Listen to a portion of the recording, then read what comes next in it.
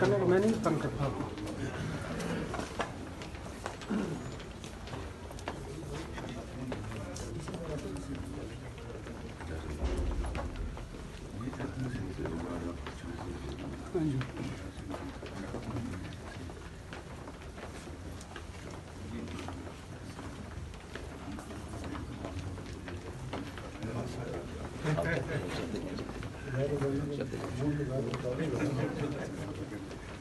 मेरे को तो सर में था।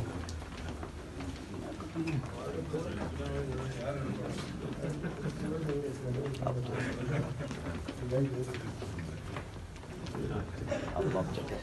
जमे दीवार है